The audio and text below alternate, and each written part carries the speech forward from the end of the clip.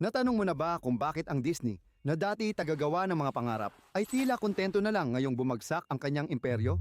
Sa kabila ng malaking pagkalugi, tuloy-tuloy na flop sa takilya at bagsak na stock sa loob ng dekada. Lahat ng matinong kumpanya ay nag-a-adjust, pero hindi ang Disney. Paano kung mas madilim ang totoong dahilan ng pagbagsak nila kaysa sa inaakala natin?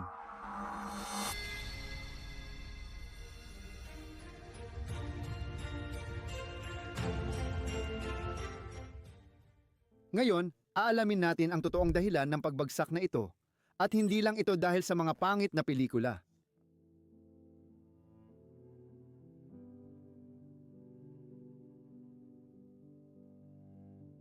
Isipin ninyo, nasa dulo ng dekada 80 o simula ng 90, bawat bata, bawat magulang, bawat tahanan ay sabik na naghihintay sa paglabas ng pinakabagong Disney. Puno ang mga sinehan at mabilis maubos ang mga laruan at produkto saan man. Kadalasang nagiging klasiko ang mga kanta sa pelikula. Noon panahon ng muling pagsilang ng Disney, wala talagang tatalo sa kanila. Bawat pelikula nila ay nagiging kultural na phenomenon. Naalala mo ba sina ang Munting Sirena, ang Hari, Leon, Aladdin, Mulan at Hercules? Panahon iyon ng sunod-sunod na obra ng Disney. Nahanap nila ang tamang paraan para makaakit ng lahat, bata, teenager at magulang. Laging malaking kaganapan ang bawat bagong palabas.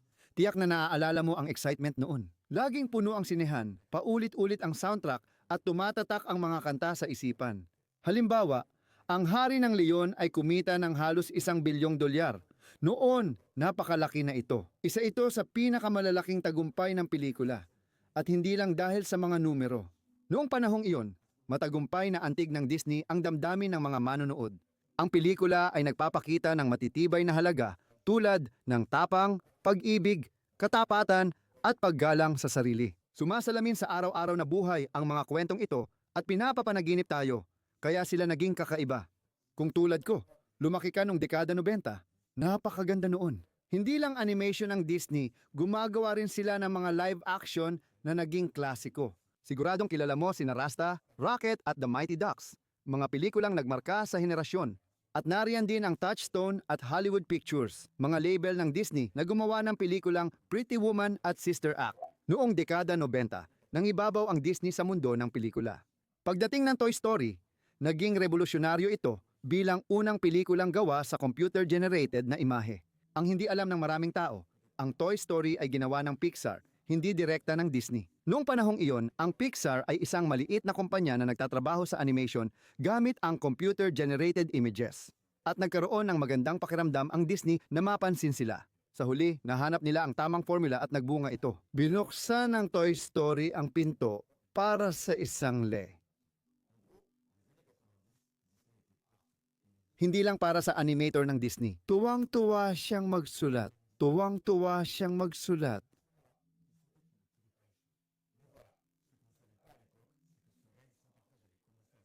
Sabi niya,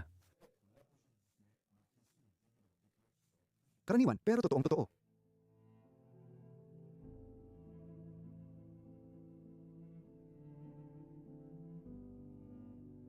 Matapos magtagumpay noong dekada 90 sa mga sikat na pelikula, unti-unting humina ang Disney noong dekada 2000. Hindi natin agad napansin, pero totoo na noon nagsimulang lumitaw ang palatandaan ng kahinaan. Oo, may tagumpay tulad ng Lilo at Stitch na tumatak sa manonood, pero exception iyon, hindi karaniwan. Naalala mo ba ang Atlantid o Planeta ng Kayamanan? Sa totoo lang, malalaking kabiguan ang mga pelikulang iyon. Sobrang pumalpak sa takilya ang Planeta ng Kayamanan. Malaking dagok ito para sa Disney na sanay sa tagumpay. Hindi lang pelikula nila ang may problema, tumitindi rin ang kompetisyon. Ang Pixar, dating partner ng Disney, ay nangunguna na sa kanila sa mga pelikula gaya ng Finding Nemo at Monsters, Inc. Dahil sa husay ng mga pelikulang ito, natatalo na ang Disney. Nakatulong din ang DreamWorks at Shrek sa pagbagsak ng Disney. Hindi na lang Disney ang nangingibabaw sa animation. At sa loob ng kumpanya, hindi rin lahat masaya. Si Michael Eisner, ang Chief Executive Officer noong panahong iyon, ay nasa gitna ng mga internal na alitan. May mga tensyon sa itaas at syempre, naaapektuhan nito ang mga resulta. Imbes na gumawa ng bagong obra, abala ang kumpanya sa mga internal na problema. Para subukang itama ang direksyon, pumasok ang Disney sa paggawa ng mga pelikulang computer-generated gamit ang dinosaur noong 2000. Teknikal, talagang kahanga-hanga ito para sa panahon na iyon. Pero ang kwento, kung tutuusin, ay medyo karaniwan lang. Walang emosyon at mahika na nagpasikat sa mga klasikong pelikula ng Disney. Maganda nga ang pelikula, pero di ito tumatak, di tulad ng sikat na klasikong gawa ng studio.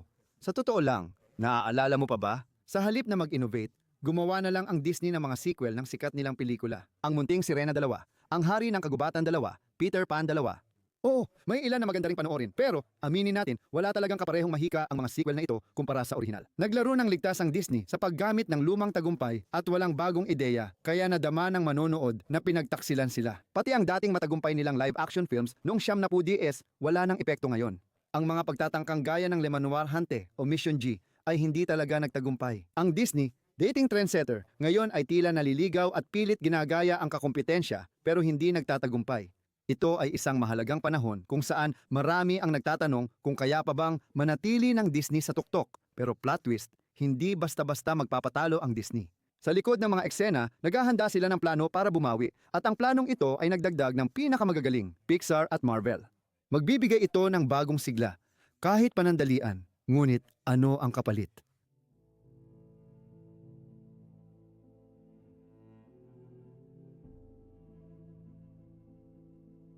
Sabi ni Jeff Bezos, tungkulin nating tiyakin na malugi ang Amazon sa pinakahuling posibleng oras. Ibig sabihin, walang kumpanyang habang buhay at di permanente ang tagumpay. Alam ni Disney ang pagbagsak kaya gumawa siya ng estratehikong desisyon. Wala na ang dating mahika ng animated films at lumalakas pa ang Pixar at DreamWorks. Ano ang gagawin mo kapag natatalo ka ng kakumpetensya? Simple lang, bibilhin mo sila. At yan mismo ang ginawa ni Disney noong 2006. Nagpasya silang bilhin ang Pixar sa halagang 7.4 bilyong dolyar. Oo, malaking halaga iyon at binago talaga ang sitwasyon nila. Noong panahong iyon, matagumpay lagi ang Pixar at palaging box office hit ang kanilang mga pelikula. Sa pagbili ng Pixar, nagkaroon ng bagong sigla si Disney at nabawi pa nila ang studio na nagrevolusyon sa animation. Noong 2000 siyang binili ng Disney ang Marvel sa halagang 4 na bilyong dolyar. Noong panahong iyon, maaaring mukhang delikado iyon. Pero kung titingnan ngayon, isa iyong napakagaling na desisyon. Ang Marvel ay binubuo ni na Iron Man, Captain America, Thor at ang Avengers. Dahil doon napunta ang Disney sa bagong dimensyon kasama ang Marvel Cinematic Universe. Ang Marvel Cinematic Universe ay hindi lang tungkol sa pelikula, kundi isang buong universo ng mga karakter na mas malawak ang audience kaysa sa tagahanga ng animation. Dahil sa mga pagbiling ito, nabawi ng Disney ang kanilang posisyon. Sunod-sunod ang tagumpay ng Pixar sa Toy Story 3, Ratatouille, Wall-E at ng Marvel sa Iron Man, Thor, The Avengers. Bawat palabas ay malaking kaganapan.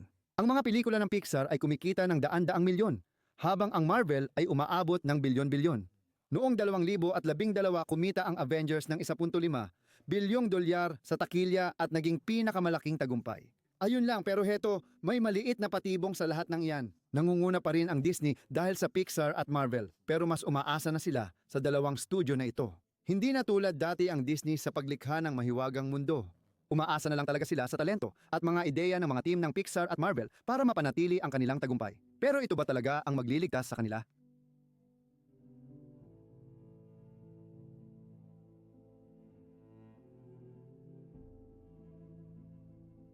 Matapos bilhin ang Pixar at Marvel, tuloy-tuloy ang tagumpay ng Disney sa mga blockbuster taon-taon. Dumating ang panahon na nakita ang mga limitasyon ng estratehiyang ito.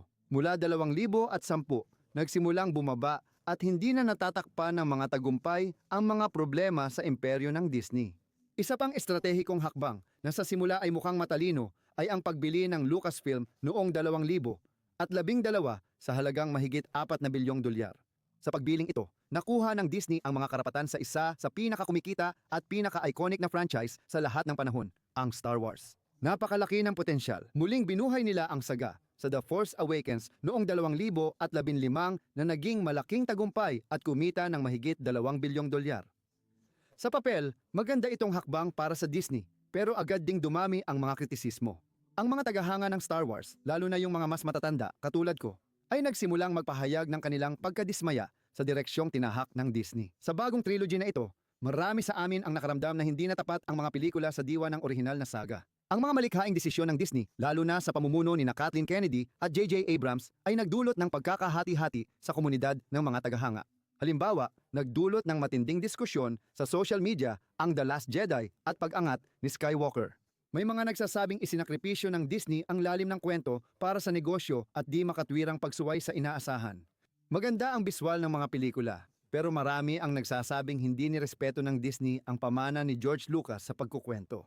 At hindi lang iyon, pati si Solo, ang Star Wars story, 2018, ay nabigong magtagumpay sa komersyo, malayo sa inaasahan ang kita. Marami ang naniniwala na sobra-sobra nang ginagamit ng Disney ang Star Wars dahil sa sunod-sunod na pelikula at kitang-kita na ang pagkapagod sa prangkisa. Walang pakialam sa epekto sa kalidad at pagpapatuloy ng universo. Ang problema, madalas nang gumawa ang Disney ng live-action remake ng kanilang mga klasikong pelikula gaya ng Lion King, Aladdin at Beauty and the Beast. Bagamat hit sa takilya ang mga pelikula, marami ang nagsasabing kulang ito sa orihinalidad at inuulit lang ng Disney ang lumang kwento ng walang bago.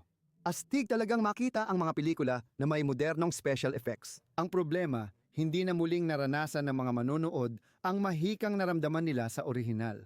Naging predictable at tamad na, pero hindi lang ito tungkol sa pagiging malikhain.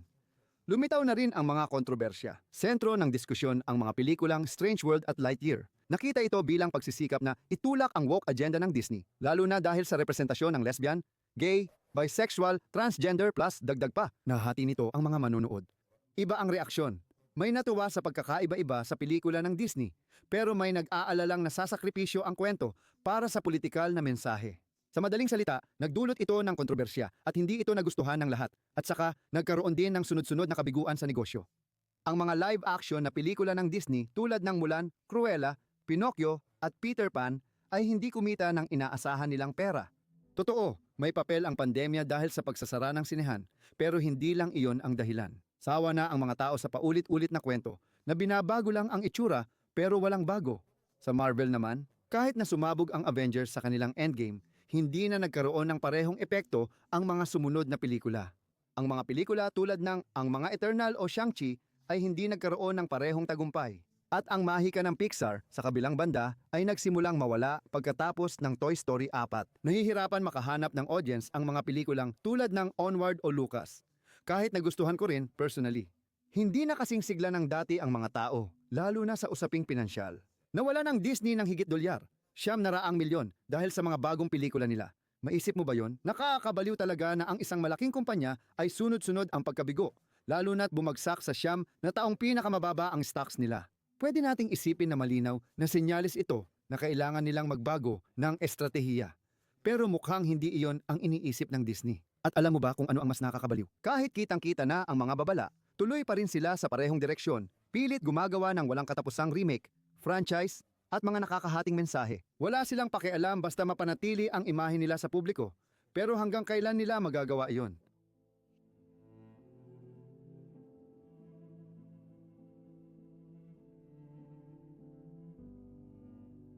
Siguro kaya mo tinatanong kung bakit hindi pa rin nagbabago ang Disney kahit paulit-ulit silang nalulugi. Diyan nagiging mas interesante ang usapan. Hindi rin simple ang sagot at baka mas madilim pa kaysa akala natin. Sa una, maaaring isipin mong kayabangan lang ito. Matagal nang nangunguna si Disney kaya baka iniisip nilang kaya nilang gawin ang gusto nila kahit hindi naaapektuhan ang tagumpay nila. Pero sa totoo lang, mas komplikado pa dyan. May mas malalalim na dahilan kung bakit ayaw talaga nilang magbago. Isa sa mga pangunahing elemento ay ang Corporate Equality Index, isang score na ibinibigay sa mga kumpanya batay sa suporta nila sa inklusyon at karapatan ng lesbian, gay, bisexual, transgender, queer plus, dagdag pa. At alam mo ba, sa ika-16 na taon, nakuha ulit ni Disney ang perfect na score na 100. Mahalaga ito dahil seryosong tinitingnan ng mga namumuhunan ang score na ito. Mas mataas ang tsansa ng kumpanyang may magandang CEI score na makahikayat ng malalaking mamumuhunan tulad ng BlackRock o Vanguard. Para mapanatili ang perpektong score, kailangang sundin ng Disney ang ilang mahigpit na pamantayan. Halimbawa, kailangang magpakita sila ng suporta at paggalang sa lesbian, gay, bisexual, transgender, maglagay ng lesbian, gay, bisexual, transgender na karakter sa pelikula o mag-sponsor ng mga kaganapan tungkol sa pagkakaiba-iba. Hindi ko sinasabing masama ito dahil galing din ako sa pagkakaiba-iba. Nagiging komplikado ito dahil kapag sinusunod ng Disney ang mga pamantayan, nasasakripisyo ang kwento. Pero kung hindi nila sundin, bababa ang score. at maaaring magpanik ang investors at bawiin ang pondo. Sa madaling salita, napupunta ang Disney sa isang uri ng dilema. Sa isang banda, kailangan nilang magpatuloy sa paggawa ng mga inclusive na pelikula at sa huli, nagsisimula na talagang gumastos sila ng malaki dahil dito. At ito ay bahagi lang ng problema dahil tila nakalimutan na rin ng Disney ang tunay na nagpapalakas sa kanila noon. Ang magkwento ng magagandang kwento. Parang mas nakatutok sila ngayon sa imahe na gusto nilang ipakita kaysa sa sining ng paggawa ng mga pelikulang talagang tumatagos sa damdamin ng mga manonood. Kung ganon, bakit hindi sila magbago? Siguro kasi hindi talaga nila kaya. Kasi parang nakakulong sila sa isang sistema kung saan kailangan muna nilang pasayahin ang mga namumuhunan bago ang mga manonood. Hanggat di nagbabago ang sistema, malamang magpapatuloy si Disney sa ganun ding direksyon. Kahit na ibig sabihin nito ay patuloy silang mawawalan ng mga manonood habang tumatagal. Kaya ano ang dapat nating tandaan sa lahat ng ito? Ito ba? Ang dating hari ng libangan ay ngayon naipit sa sistemang sila rin ang tumulong lumikha. Sa gitna ng mga walang saysay na remake at malaking pagkalugi, kailangan nilang mamili. At ang totoong tanong, may lakas ba sila ng loob na bumalik sa kung ano ang nagpasikat sa kanila noon? Ang kalidad at kahusayan. Magpapatuloy ba silang sundan ang landas na diretso sa pader? Sabihin ninyo sa akin ang iniisip ninyo tungkol dito. Sa tingin nyo ba may pag-asa pang bumangon ang Disney? O huli na para sa kanila? I-share ang opinion nyo sa komento. Gusto kong malaman ang iniisip nyo. Kung gusto ninyong malaman ang fatal mistake na nagpabagsak sa BlackBerry, i-click ang video na ito.